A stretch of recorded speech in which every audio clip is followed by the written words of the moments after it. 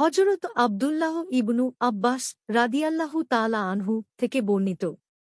তার নিকট প্রশ্ন করা হল যে আমিরুল মুমিনিন মুয়াবিয়াহ রাদিয়াল্লাহু তাআলা আনহু এর ব্যাপারে আপনার কিছু বলার আছে। তিনি বিতরের নামাজ ১ রাকাত আদায় করেন।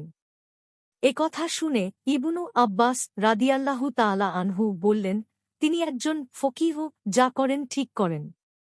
অন্য এক বর্ণনায় আছে, ইবনু আবু মুলায়কা বলেন, মুয়াবিয়া ঈশার নামাজের পর বিতরের নামাজ ১ রাকাত আদায় করেছেন। তার কাছে ছিলেন ইবনু আব্বাসের আজাদ করা গোলাম। তিনি তা দেখে ইবনু আব্বাসকে ব্যাপারটি জানিয়ে দিলেন। ইবনু আব্বাস রাদিয়াল্লাহু তাআলা আনহু বললেন, তার সম্পর্কে কিছু বলো না। তিনি নবী সাল্লাল্লাহু আলাইহি ওয়াসাল্লামের সাহচর্যের মর্যাদা লাভ করেছেন। বুখারী ৩৭৬৪, ৩৭৬৫।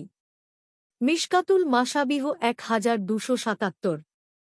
হাদিসের মান সহিহ।